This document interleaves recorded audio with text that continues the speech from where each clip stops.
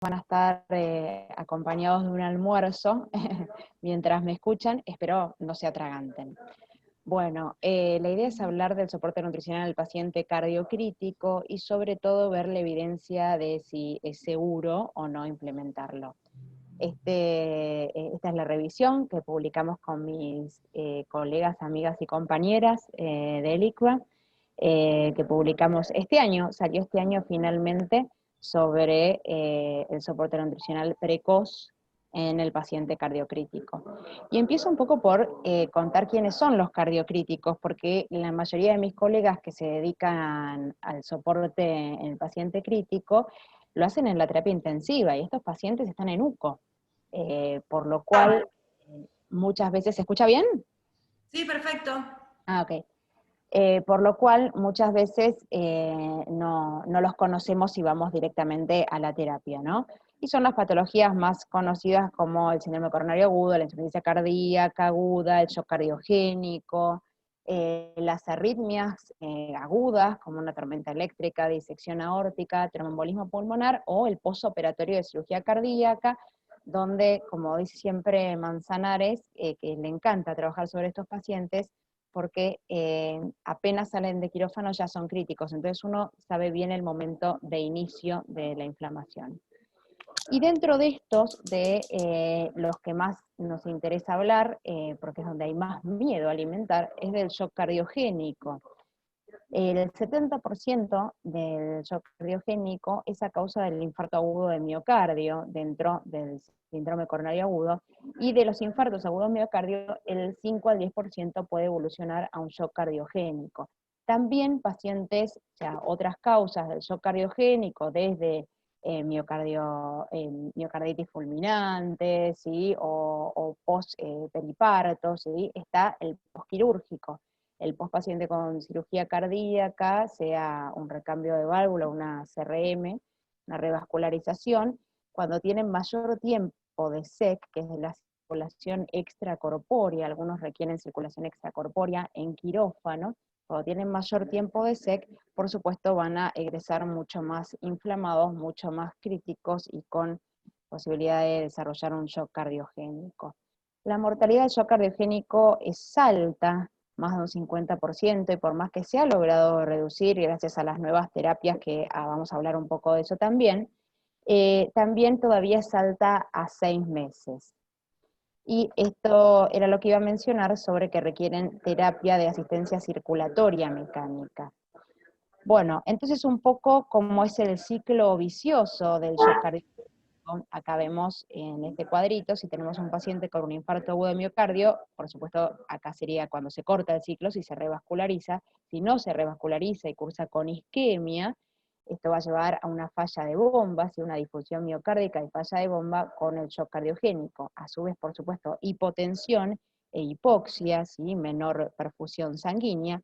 Esto hace que haya mayor inflamación, liberación de catecolaminas y de citoquinas inflamatorias que estimulan la vasoconstricción, lo cual estimula mayor demanda de oxígeno y mayor trabajo al miocardio, y va a empeorar el shock cardiogénico, ¿sí? Entonces, si no se puede esto normalizar o mejorar con vasopresores e inotrópicos, van a recurrir a la revascularización, ¿sí? o oxigenación mecánica, o con terapia de asistencia circulatoria mecánica. Entonces, hablando de este tipo de asistencia, tenemos asistencia mecánica circulatoria a corto plazo, que por un lado tenemos el balón de contrapulsación intraórtico, que esto en realidad en las últimas publicaciones, si bien no quiero meter la pata, porque por supuesto no soy cardióloga, pero las últimas publicaciones ahí en Lancet de este año hablaban de que no mejora la mortalidad en el shock cardiogénico, al menos a 30 días, el ECMO, venoso arterial, que es el que vamos a hablar, y Tandem e Impela, que estos ya no encontramos en nuestro país, son tipos de asistencia más avanzados, ¿sí? O lo mismo el Centrimab, que algunos hemos tenido el placer de tener, que permiten un plazo más largo de asistencia hasta el trasplante o hasta la mejoría, ¿no? Esto tampoco ya a largo plazo no encontramos en nuestro país. Entonces, ¿qué es el ECMO? Es la oxigenación por membrana extracorpórea, justamente ayudar a la oxigenación sanguínea. Tenemos el ECMO venoso arterial, ¿sí? Que es decir, que sale la sangre por un polo venoso, la sangre con dióxido de carbono, se oxigena en el aparato en el ECMO y luego vuelve por el polo arterial ya oxigenada, o el veno venoso.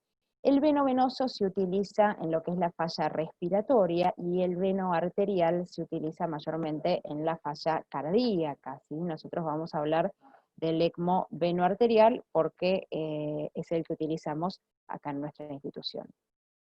¿Cuáles son las indicaciones? Entonces, mayormente el shock cardiogénico, como decíamos, las causas que tiene el shock cardiogénico, un paro cardiorrespiratorio presenciado, es decir, en el momento, esto tuvimos un caso de esto acá, una arritmia ventricular refractaria, y lo importante que decía que el ECMO, como es una asistencia de corto plazo, tiene que ser un puente hacia algo, ¿sí? No podemos tener la persona en esto para siempre, por supuesto. Entonces, en alguna de estas situaciones, shock cardiogénico, paro cardiorrespiratorio o arritmia ventricular refractaria, podría ser un puente a la recuperación, ¿sí? Al trasplante cardíaco, que estas dos son la mayoría de las situaciones, o a una asistencia de largo plazo, si existiera, o a la decisión, es decir, dan un poco más de tiempo a los profesionales, al equipo médico para decidir sobre el futuro del paciente, ¿sí? Bien, las contraindicaciones para el ECMO, una falla severa y crónica de otros órganos, un daño cerebral severo, pacientes oncológicos o una edad mayor a 75 años. La sobrevida en ECMO, según publica ELSO, ¿sí? La sobrevida suele ser de un 43%. Y sobre los datos que tenemos en ICVA, no hace tantos años, desde el 2014, que tenemos experiencia. Ahora estos datos, esto es hasta el año pasado, ¿sí? Así que ahora hemos aumentado un poquito más el número. Y fíjense que la mayor causa, por supuesto, es el shock cardiogénico. Hemos tenido la experiencia de 4 Centrimag también. Tuvimos uno que se colocó durante el paro cardiorrespiratorio, ¿sí? Y también otro por tormenta eléctrica. Estos fueron los principales motivos de que requirieron asistencia circulatoria mecánica. En cuanto a la mortalidad, podríamos decir que estamos dentro de lo recomendado, en un 40%, ¿sí? Complicaciones también, por supuesto, como hemodiálisis, como infecciones, sobre todo complicaciones, lo más frecuente se ve son los sangrados, ¿sí? Y a su vez los tromboembolismos, son pacientes donde la coagulación la verdad que es un tema mayor a controlar y difícil de manejar, entre, ¿no?, los anticoagulantes y evitar la procoagulación, porque justamente el sistema favorece, el sistema de esta asistencia, el ECMO, favorece la procoagulación. Bien, entonces en la mortalidad estamos alrededor de un 51% en la mortalidad intrahospitalaria. Y la media de días en ECMO, los pacientes que hemos tenido, es de 6.8 días, con una duración mayor de 26 días. Que este paciente, el que tuvo 26 días, si mal no recuerdo, si alguno del ICVA que me está escuchando sabrá de quién hablo, por suerte pudo trasplantarse y con éxito, ¿sí? Porque cuanto más tiempo pasan, por supuesto, en ECMO, mayor es el riesgo de las complicaciones, ¿no?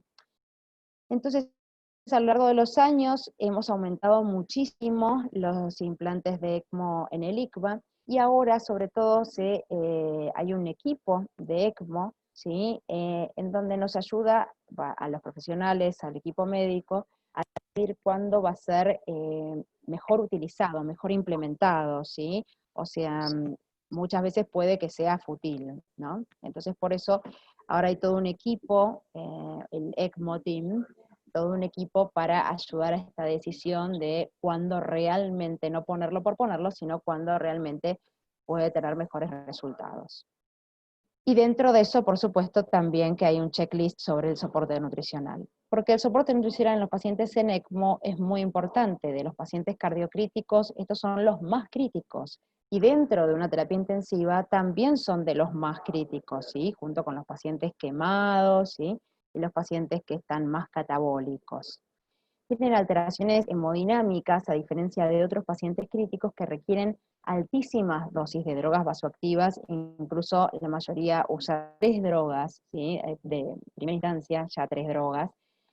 Y lo negativo que tenemos desde la nutrición es que no existen guías para este tipo de pacientes, ¿sí? No hay guías de soporte nutricional en pacientes en ECMO, no hay guías de soporte nutricional en pacientes cardiocríticos tampoco, ¿sí? De hecho, cuando uno lee cosas sobre shock cardiogénico, sobre ECMO, no se menciona, ¿sí? La nutrición, o sea, las guías de la Sociedad Europea de Cardiología no está, ¿sí? La nutrición no es un ítem, uno pone en el PDF buscar nutrition y no hay nada, ¿sí?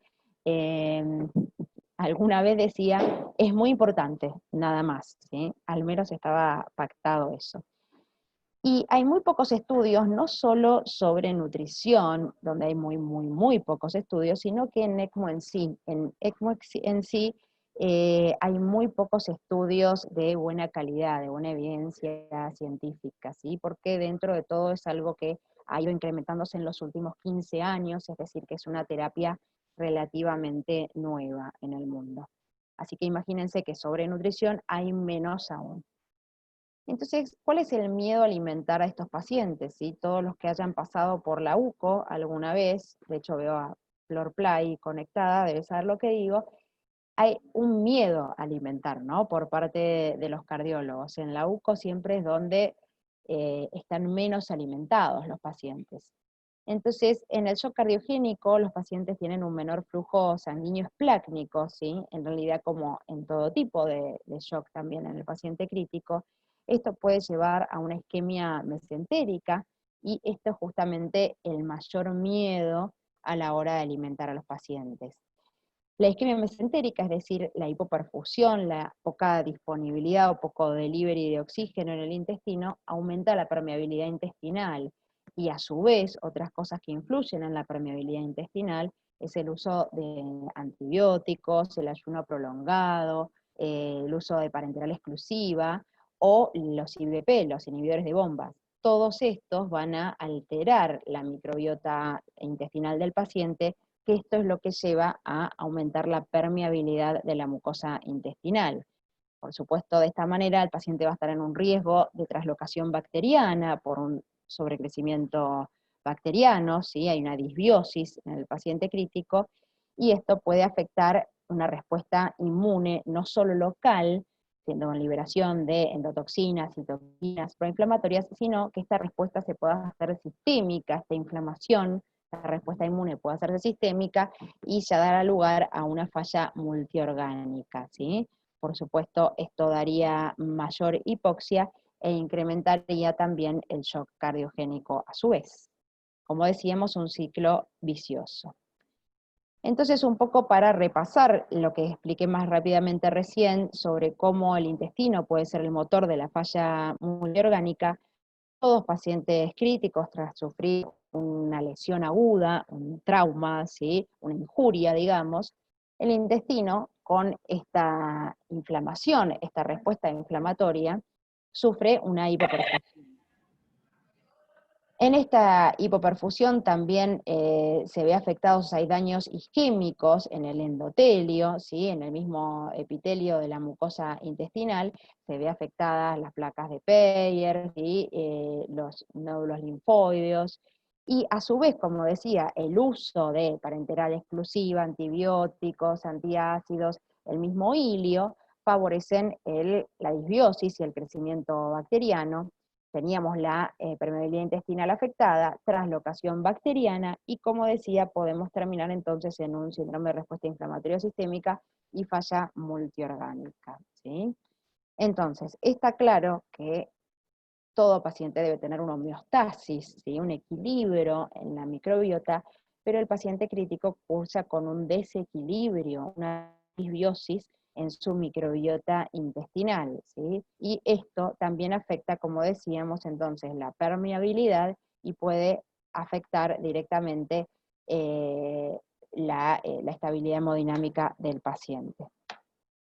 Bien, hay un trabajo de hace unos cuantos años ya, pero es un trabajo de el equipo del Hospital San Martín de La Plata, ¿sí? Profesionales argentinos, un trabajo experimental que se hizo sobre ovejas, sobre 14 ovejas muy conocidos, los que tratan con la falla intestinal del paciente crítico, muy conocido este trabajo, donde a la mitad, 7 de las ovejas, se les indujo un shock séptico con una endotoxina, y por supuesto, como era de esperarse, en la situación de shock, disminuyó la presión arterial, disminuyó el ritmo cardíaco, disminuyó el flujo de la arteria mesentérica superior, ¿sí?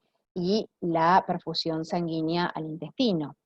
Ahora, tras la resucitación, a los 90 minutos de estas, por suerte las resucitaron, estas 7 ovejas, aunque por suerte no, pero es un chiste negro, perdón, porque en realidad luego se analizó post-mortem esto, se normalizaba la tensión arterial, el flujo de la arteria mesentérica superior y el flujo microvascular a nivel sublingual y de la serosa intestinal. Sin embargo, no así el flujo microvascular en la mucosa intestinal, ¿sí? E incluso el nivel de lactato intramucosa, ¿sí? O sea que no es únicamente el problema el flujo en la arteria mesentérica superior, sino que ya estamos hablando a nivel microvascular. Acá vemos entonces los resultados, perdón, ¿sí? Donde todos los valores como lo que es la perfusión sublingual, se ve acá en el grupo que recibió la endotoxina, se ve que mejora, ¿sí? Lo mismo de la serosa intestinal mejora, ¿sí? Ahora cuando vemos de las vellosidades perfundidas, fíjense que no mejora, ¿sí? Acá los del rondelito blanco, ¿sí? Los del grupo endotoxina no mejoran. El daño justamente se ve en la punta de las vellosidades. Entonces podría haber una hipoperfusión persistente en las vellosidades de la mucosa intestinal, incluso post-reanimación del paciente. También hay un concepto que conocemos, ya que es la hiperemia funcional, es justamente la teoría por la cual los nutrientes en la luz intestinal aumentan el flujo sanguíneo hasta un 200% sobre el basal, es decir que el flujo de la arteria mesentérica se puede duplicar durante la alimentación. Esto aumenta la demanda metabólica intestinal, y este es el punto donde habría un riesgo teórico de isquemia mesentérica, sobre todo si esta demanda metabólica de oxígeno no la puede suplir el corazón, porque estamos frente a una situación de falla de bomba. Entonces ahí vemos también la dificultad mayor en los pacientes con shock cardiogénico, ya que el trabajo que les mostré era en shock séptico, ¿no? Entonces el riesgo, como analizaban en este trabajo, sería por una redistribución en la perfusión microcirculatoria intestinal, pero no exclusivamente en el flujo de la arteria mesentérica superior, con lo cual seguimos en duda, hasta este momento, ¿no?, sobre el riesgo de alimentar al paciente en shock cardiogénico. Sabemos, ¿sí?, y esto creo que son los pilares, lo que voy a mencionar ahora de la alimentación enteral en el paciente crítico, que los nutrientes en la luz intestinal inducen el trofismo intestinal, ya que estimulan la liberación de agentes tróficos, como la colecistoquinina, gastrina, sales biliares, que todo esto refuerza la barrera intestinal, que va a mejorar también la microbiota, y mantener fuertes las uniones intercelulares, ¿sí?, las uniones adherens o occludens, y de esta manera podemos prevenir la translocación bacteriana y, por supuesto, favorecer el sistema inmune a través del GALT, no solo en forma local, sino a distancia también, como en pulmón, hígado y riñón, ¿sí? Esto es, como decía, nuestros pilares para la nutrición enteral precoz en el paciente crítico. Ahora, trabajos en estos pacientes en ECMO, que justamente donde tenemos una asistencia circulatoria extracorpórea, con lo cual el miedo acá alimentar, imagínense que es aún mayor, el miedo a la isquemia intestinal es aún mayor. Acá unos trabajos que son en animales, ¿sí? Realmente son en animales, no hemos tenido trabajos en humanos, pero al menos en estos se ve que el ECMO mejora la perfusión, perdón, mejora la perfusión a los tejidos y disminuye la inflamación sistémica, aliviando el daño intestinal por el shock hemorrágico prolongado. Y se observó esto también, una disminución del lactato. Este otro trabajo, luego de 24 horas en ECMO de porcinos,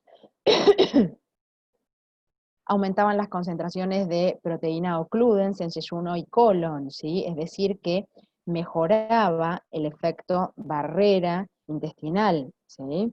Luego de estar en ECMO, con lo cual, de esta manera, el ECMO parece que hubiera mejorado, se hubiera sido un efecto protector de la barrera intestinal. Bien, entonces ahora un poco hablando en líneas generales, cuáles son las recomendaciones sobre la nutrición enteral en el paciente crítico, y ya sabemos hace muchos años que todas las guías, sean americanas, sean argentinas, sean europeas, canadienses, todas recomiendan la nutrición enteral precoz en las primeras 24 a 48 horas del ingreso a la terapia intensiva. Esto no tenemos duda. Ahora, las ventajas descritas de esto es la disminución en la incidencia de infecciones, la disminución en la mortalidad, ya que aumenta la barrera intestinal, ¿sí? Aumenta o mantiene, mejor dicho, la barrera intestinal. Ahora, cuando vamos a buscar la evidencia de esto en pacientes cardiocríticos, y ni hablar en pacientes en ECMO, nos encontramos frente a casi la nada misma, ¿sí? Estos son los poquitos trabajos que hay. Fíjense, esto de Stoupel es un metaanálisis, es una especie de guía sobre la recomendación del soporte nutricional en los pacientes postquirúrgicos, y recomienda el inicio antes de las 24 horas en pacientes postcirugía cardíaca que tuvieran alto riesgo nutricional evaluado por medio del Nutri-Score. Ob et al. Y colaboradores, perdón, en un estudio retrospectivo en pacientes con ECMO-BA, este es uno de los estudios con mayor número de pacientes, 1.769 pacientes, vieron que la nutrición enteral precoz disminuyó la mortalidad tanto hospitalaria como a 28 días, ¿sí? Otro grupo, ¿sí? De Berger en 2005, en 75 pacientes que estaban con falla hemodinámica post-cirugía cardíaca, también pudieron realizar nutrición enteral precoz sin complicaciones y con buena tolerancia gastrointestinal. De hecho, lo que se habla es que la precocidad del alimentar en forma precoz mejora la tolerancia gastrointestinal, ya que otra vez, si iniciamos con nutrición parenteral, vamos a favorecer, ¿sí? La disbiosis en la microbiota intestinal. Por allá por el 2001, Revelli en 9 pacientes, como ven son todos estudios observacionales y estudios muy pequeños, post cirugía cardíaca, veían que la nutrición enteral precoz mejoraba la perfusión esplácnica en pacientes con falla hemodinámica, y que en 2002, también en pacientes postquirúrgicos, decían que la nutrición enteral precoz era segura y sin complicaciones mayores gastrointestinales.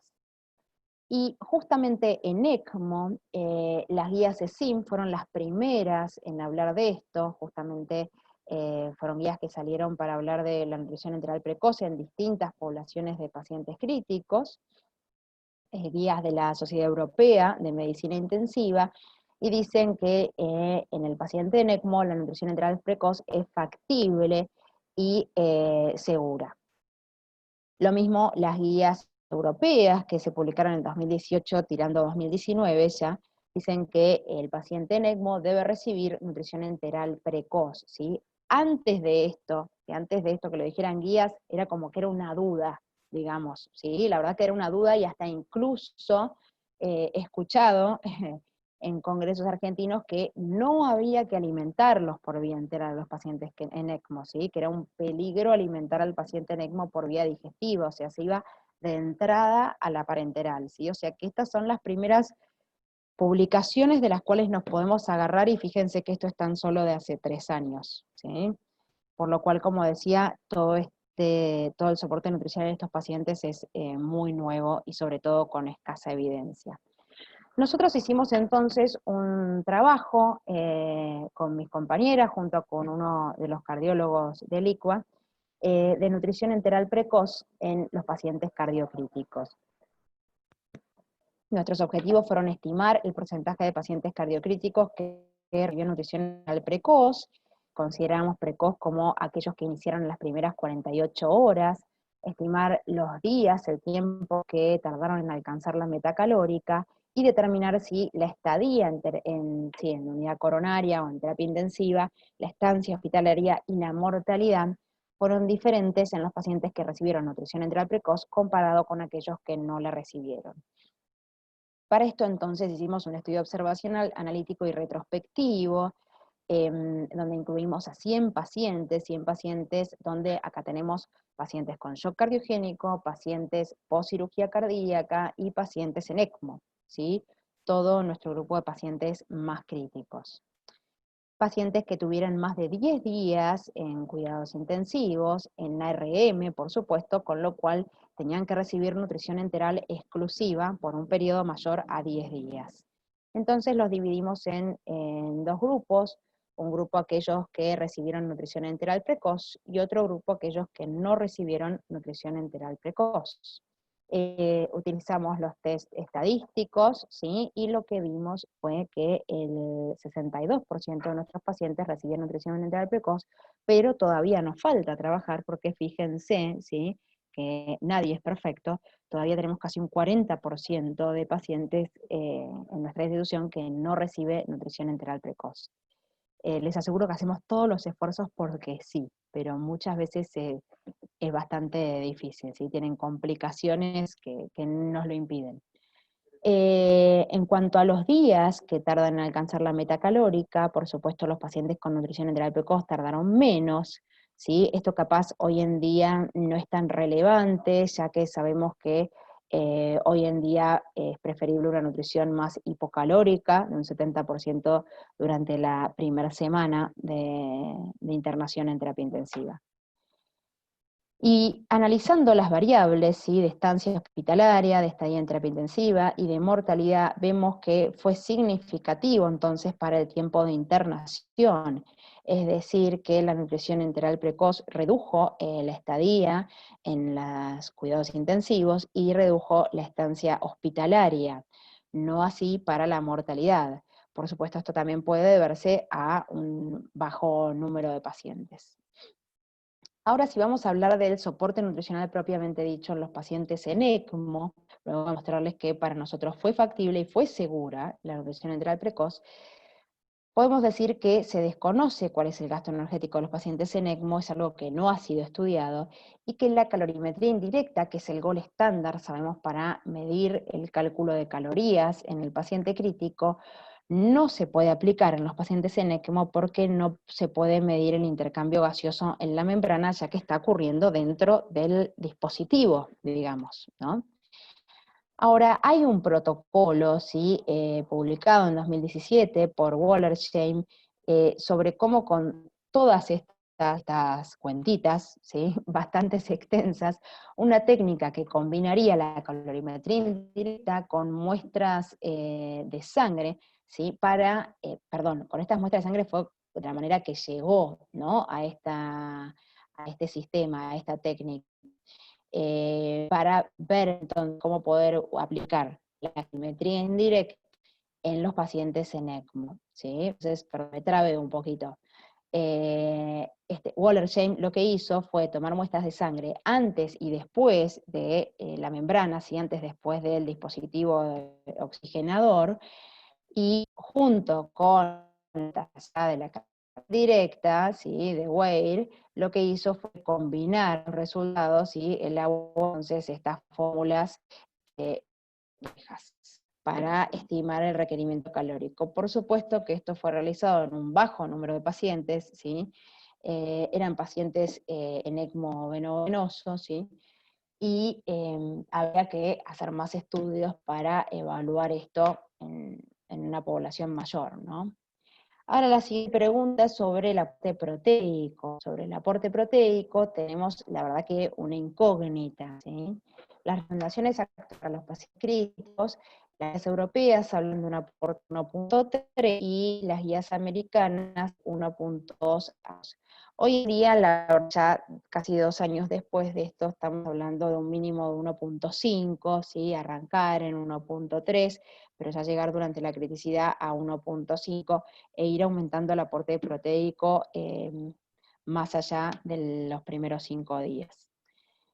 Y si vemos estudios del aporte proteico en pacientes en ECMO, acá tenemos una colega Peletaki que publicó en Aspen un trabajo sobre 29 pacientes en ECMO venovenoso, les realizó un balance de nitrógeno. En los pacientes no obesos, fíjense que hacía aportes proteicos altos, ¿sí? De 2.1 gramos de proteína por kilo, observó un balance de nitrógeno negativo, es decir, no les alcanzaba un aporte proteico alto, ¿sí? Más alto de lo que están recomendando las guías actualmente. Y en pacientes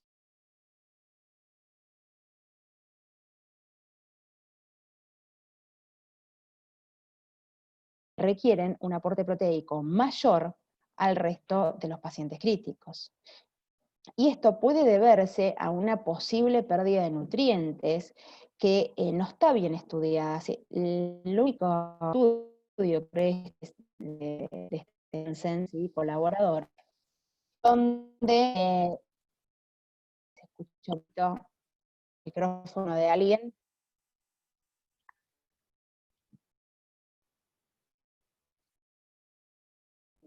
Hay alguien con el micrófono abierto. Bueno, ¿me escuchen bien? Hay un poquito de...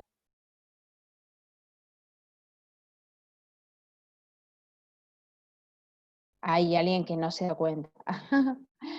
No, voy a hablar fuera de esta hoja entonces, perdón.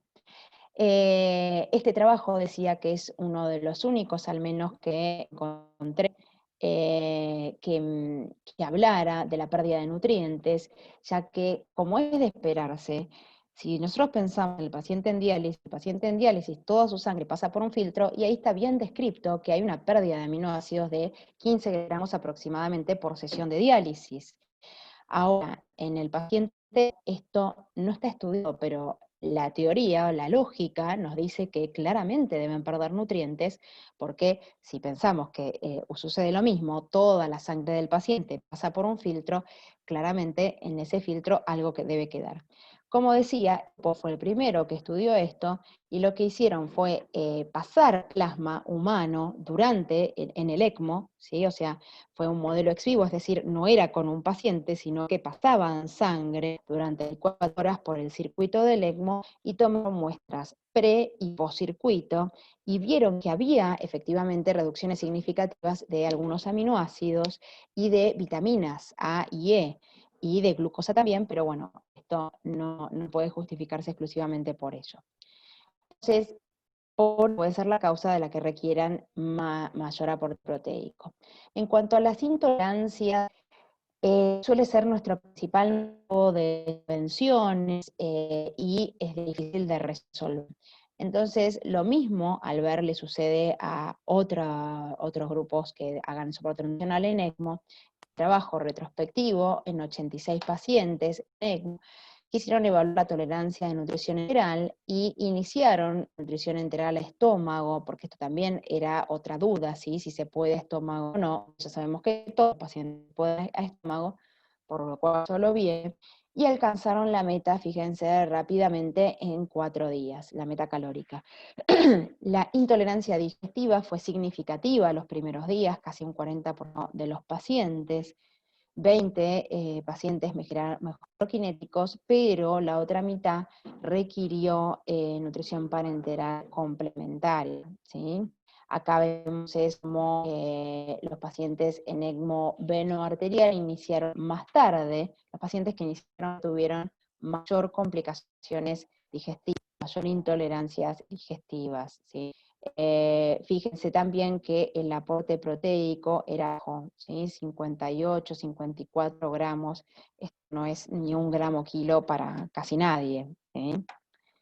Bien, y los pacientes en ECMO venovenoso alcanzaron las metas calóricas y proteicas antes. Esto también está bastante descrito, que los pacientes con ECMO venovenoso tienen mejor tolerancia o no serían tan católicos como los venoarteriales, ¿sí? En palabras criollas, no son tan graves, ¿sí? Está mal que lo diga así, pero como que tienen peor pronóstico capaz los pacientes con ECMO venoarterial. Otro trabajo de 2018 en estos pacientes, un estudio retrospectivo en 202 pacientes, ya aumentando el N, pacientes con una duración de ECMO de 10 días, y tuvieron una buena adecuación calórica. Fíjense que pudieron aportar casi un 9% de los requerimientos y 85% del requerimiento proteico. En este grupo tuvieron baja deuda calórico-proteica de casi un 30%, pero utilizaban parenteral complementaria, ¿sí?, para lograr esta adecuación, ¿sí? Y los principales motivos eran el ayuno y la gastroparesia. Entonces no es solo las complicaciones digestivas, sino que siempre el ayuno, culpa nuestra, está ahí en el medio. Acá vemos entonces que empezaban a las 13 horas de colocado el ECMO, ¿sí?, lo cual es bastante precoz. Ojalá pudiéramos lograr eso, ¿sí? Y fíjense que había una diferencia entre el que estuvo nutrido y el que no estuvo bien nutrido, el que alcanzó el objetivo, las metas calóricas proteicas, una diferencia en la duración del ECMO también. Y en la duración de su internación en la terapia intensiva, perdón. Sobre todo, también esta diferencia en el que no estuvo bien nutrido en cuanto al aporte proteico, ¿sí? Bien, otro estudio también retrospectivo, en 48 pacientes, tuvieron un peor porcentaje de adecuación nutricional de un 55%, y esto claramente mejoraba la adecuación en el paciente cuando ya se le retiraba el ECMO, es decir, que veían que el ECMO era probablemente una causa por la cual no llegaban a cubrir los requerimientos calórico-proteicos, ¿sí? Y se debía justamente a las intolerancias digestivas que presentaban estos pacientes. Sin embargo, no hubo diferencias significativas en el aporte nutricional entre aquellos que sobrevivieron y aquellos que no. Esto me suele hablar de la parenteral complementaria. Estos pacientes desarrollan mucha gastroparesia y mucha distensión y sobre todo constipación, son nuestras principales complicaciones, es decir, que no haya un correcto funcionamiento del tubo digestivo, ¿sí?, que no estamos seguros si podría deberse o no a una hipoperfusión, ¿sí?, un menor flujo en la mesentérica. De eso la realidad es que no estamos, pero en la práctica observamos estas como principales complicaciones. Nos lleva entonces a tener que recurrir a una parenteral complementaria cuando no cubrimos el 60% de los requerimientos calóricos y proteicos. Entonces, concluyendo sobre los pacientes en ECMO, no tenemos recomendaciones específicas, decíamos, del soporte nutricional. Sabemos que la vía lateral es entonces segura, como hemos visto en estos trabajos previos, y es la de elección, que el estómago es seguro, que podemos iniciar en las primeras 24 a 48 horas, como nos muestra las guías, sobre todo las guías ESIM y las guías ESPEN, como los recomiendan desde 2017, y que tienen intolerancias digestivas frecuentes que van a llevar a la necesidad de la nutrición parenteral complementaria. Entonces, por esto, en el ECMO Team elaboramos un protocolo de soporte nutricional, donde, por supuesto, que nuestra vía de alimentación es enteral, con el acceso a estómago, donde la idea es que se coloque la K108 en quirófano, esto sobre todo porque después estos pacientes pueden estar muy coagulopáticos y puede que sea imposible colocar la sonda si tienen unas plaquetas menos de 50.000, ¿no? Habría que hacerle una transfusión de plaquetas y demás complejidad. Evaluar la posibilidad de nutrición enteral precoz según el estado hemodinámico, ¿sí? Lo que esperamos es que tengan las drogas vasopresoras en descenso o con dosis estables en las últimas 12 horas, un lactato menor a 3 y una tensión arterial media mayor a 65. Iniciamos a la mitad de los requerimientos, ¿sí? Porque no iniciamos el primer día, sino que estamos, lo más probablemente es en el segundo o tercer día, y conjunto con prokinéticos. Esto ya lo hacemos de entrada. De hecho, si algún residente se olvida los prokinéticos, suele ser un castigo, porque es realmente muy frecuente que si no empezamos con prokinéticos, después aparezcan los vómitos, ¿sí? Como decíamos, debido a la gastroparesia. Calculamos las proteínas con 2 gramos en este grupo de pacientes en particular, considerando que creemos que hay una pérdida de aminoácidos cuando están utilizando este dispositivo, y nuestro objetivo es solicitar un nitrógeno ureico urinario día por medio, porque estamos trabajando sobre un protocolo de catabolismo proteico en estos pacientes. Y si no llegamos a cubrir las metas, iniciamos la parenteral a los 3 días, ¿sí? Saben que está descrito que la parenteral complementaria es mejor no iniciarla antes del 4.º día, ¿sí? Ya que como los pacientes tienen una autofagia y generan, ¿sí?, un aporte calórico por su propio consumo, por el propio catabolismo, digamos, si damos la parenteral complementaria en los primeros días, estaríamos sobrealimentando a los pacientes. Básicamente eso es lo que se descubrió en los últimos años. Por eso, siempre después del 4.º día es recomendado la parenteral complementaria. Entonces, si presenta alguna de esas complicaciones, empezamos con nutrición parenteral y nutrición enteral trófica, complicaciones como sangrados. En las primeras 48 horas, si un paciente desarrolla estas complicaciones, ya sabemos que va a evolucionar mal, ¿sí? Como el sangrado, la trombosis, un mal funcionamiento del ECMO, hipovolemia, o que tenga signos de isquemia periférica. Ante estas situaciones, nosotros sabemos que va a evolucionar mal y no va a poder cubrir, pero ni el 70%, ¿sí?, que es lo recomendado, que no vamos a llegar por la vía enteral y que podemos incluso estar produciendo un daño si seguimos aumentando la infusión por vía enteral, que lo vamos a evidenciar luego, por supuesto, en intolerancias digestivas. Entonces, en estos casos empezamos con nutrición parenteral, pero no dejamos de dar la nutrición enteral trófica, ¿sí? Porque, como decíamos, esta disbiosis que tienen los pacientes críticos es fundamental tratar de ayudar a su resolución, o al menos mantener la barrera intestinal con la nutrición enteral precoz. Bien, y perdón, si tiene, me olvidaba esto también, que no es una complicación, si tiene más de 2 ayunos en 48 horas. Los pacientes en ECMO tienen múltiples ayunos, que pueden ir a quirófano nuevamente, si sangró. Entonces pasa un poco como en el quemado, muchas veces tenemos demasiados ayunos, y hemos analizado, teníamos pacientes que tenían, en 7 días habían tenido 7 ayunos, o sea, la verdad que hay ayunos muy altos, y la nutrición parenteral en estas situaciones, por supuesto que nos contribuye muchísimo. Y una revisión, que les digo la verdad, no sabía que tenía el mismo título de lo que publiqué yo, en 2011, de algunos años ya, describe muy bien la hipoperfusión intestinal durante el shock cardiogénico y el riesgo de isquemia mesentérica. Entonces justamente recomiendan esto mismo que implementamos nosotros, ¿no? Empezar con una nutrición enteral a bajo ritmo de infusión, ¿sí? Y luego agregar entonces, frente a las intolerancias digestivas, agregar la nutrición enteral. Que la combinación de la nutrición enteral con la parenteral va a asegurar que no tengamos, que tengamos una mejor adecuación calórico-proteica, y va a evitar la deuda proteica que, por supuesto, aumenta la estadía hospitalaria, ¿sí?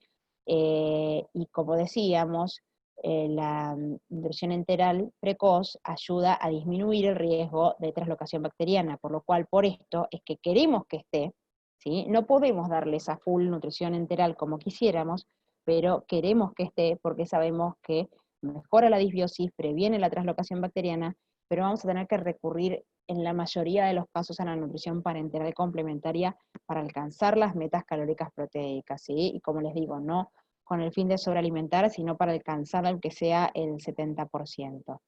Entonces, en conclusión, la nutrición enteral precoz en los pacientes cardiocríticos es factible y segura.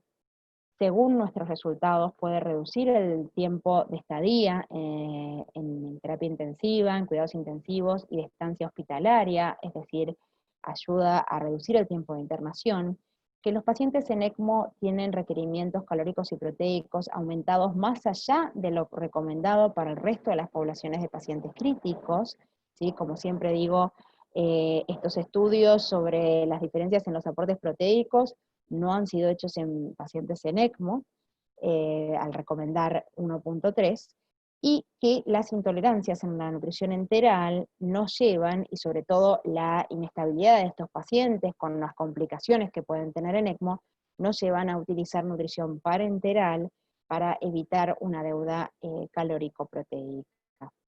Entonces, para concluir sobre nuestro trabajo, la nutrición enteral precoz en los pacientes cardiocríticos es segura y mejora los resultados clínicos, ¿sí? O sea que por más que no podamos realizar nutrición enteral en forma al 100%, tenemos que hacerla precoz, ¿sí? No porque no se pueda, en ese momento vamos a retrasarla, sino que tiene que ser precoz, pero aunque sea trófica, que por lo que vimos les trae muchos más beneficios a los pacientes. Muchas gracias.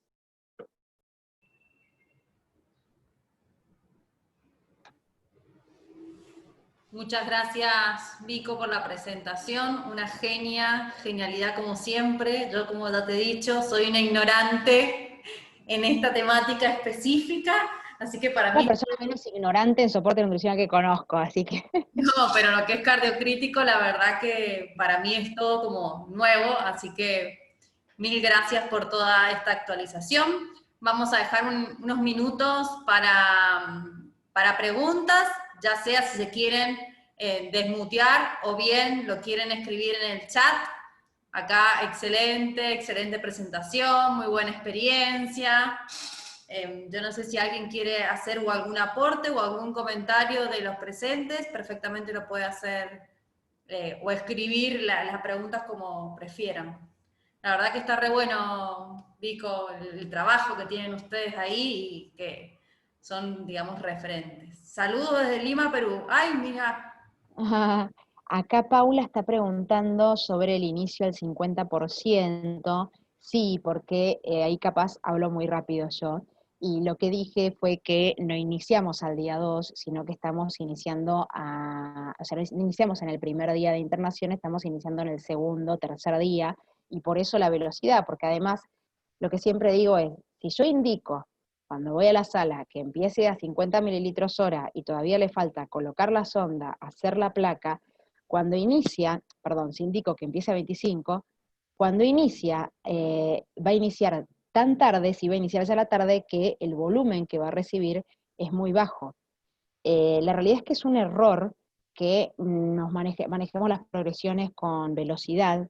Deberíamos nosotros manejarnos por volumen, que es lo recomendado, porque capaz yo con un 50 mililitros hora en realidad pretendo que le entren 500 mililitros al paciente, ¿sí? O 800, dependiendo su valor calórico, su requerimiento calórico, pero no es que estoy pretendiendo que le entren 1000 y pico en el primer día, sino que yo pongo 50, por eso en el protocolo que tenemos, ponemos 50 y ya todos saben que tienen que empezar en 50, porque entre que se coloca la sonda, se hace la placa, se salió de quirófano, etcétera, va a empezar a la tarde, ¿sí? Esa nutrición. Entonces, como va a empezar a la tarde, si yo empiezo a 25 no le entra nada, ¿sí? Así que por eso empezamos a 50.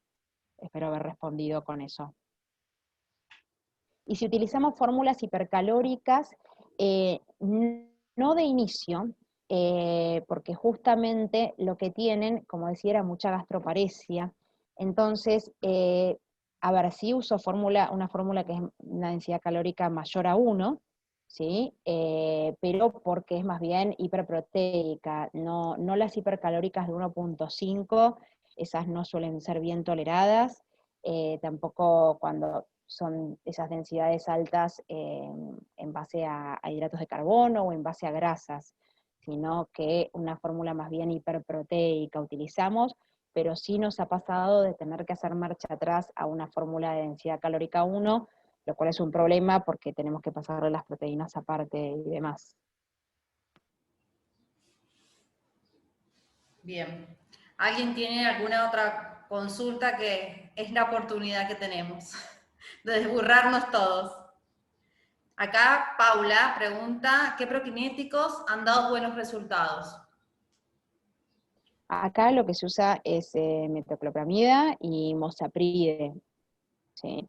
No mucho más variación que eso, ¿sí? No hemos utilizado que recuerde cisapride, o sea, de entrada, metoclopramida, y cuando hay una intolerancia, se agrega mosapride.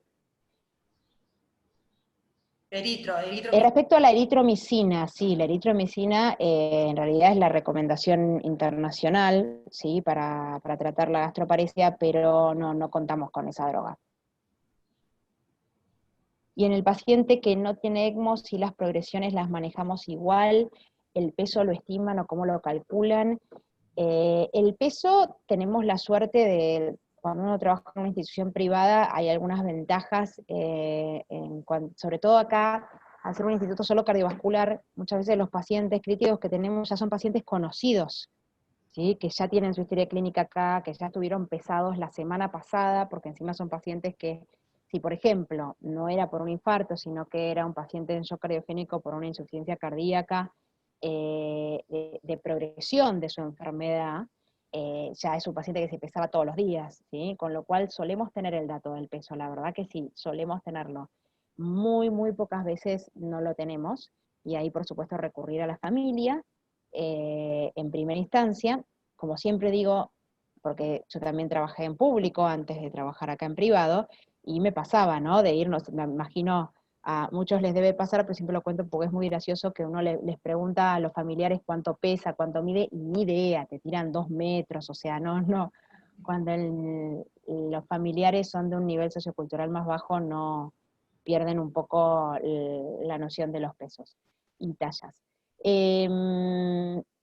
Y perdón, me perdí lo otro que tenía que contestar sobre las progresiones.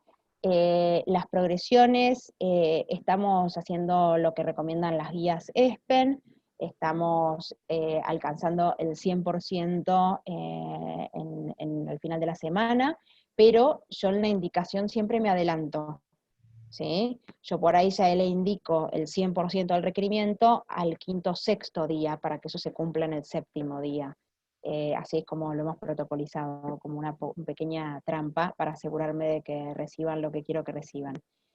Y acá un médico anónimo nos pregunta si el balance nitrogenado del paciente era más negativo aún porque era obeso. Seguramente sí.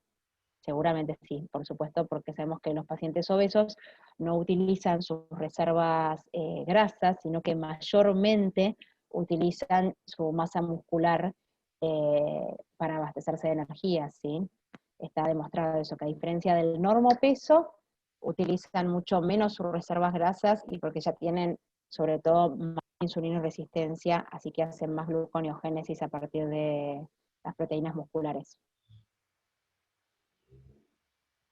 Bien. ¿Alguna otra pregunta?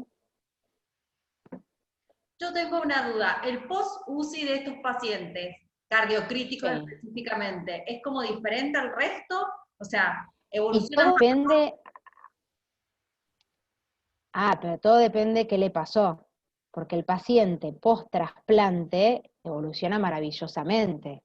Los corticoides hacen que coma, pero no tiene post-UCI, básicamente. O sea, se recupera muy rápido, que eso fue lo primero que me choqueó cuando empecé a trabajar acá, y claro, si su problema era el corazón. O sea, mejora la falla de el corazón y ya está, le mejoró todo. Entonces, realmente recuperan rapidísimo los pacientes post-trasplante. En ellos capaz lo más fuerte es lo psicológico, sobre todo porque hemos tenido pacientes que se trasplantaron, pacientes de la calle, o sea, ¿no? Shock cardiogénico, infarto agudo de miocardio, trasplante, o sea, que estabas caminando por la calle y después cuando te despertás estás trasplantado, en fin.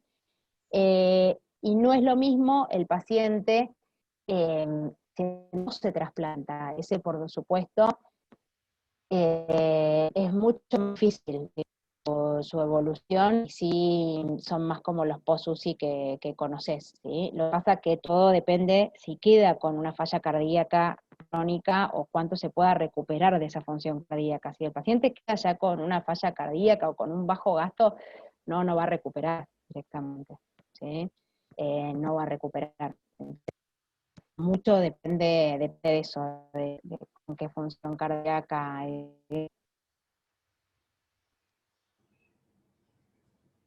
Bien, perfecto. No sé si alguien quiere, en honor al tiempo, si alguien tiene alguna consulta, algún comentario, si no, vamos a ir cerrando.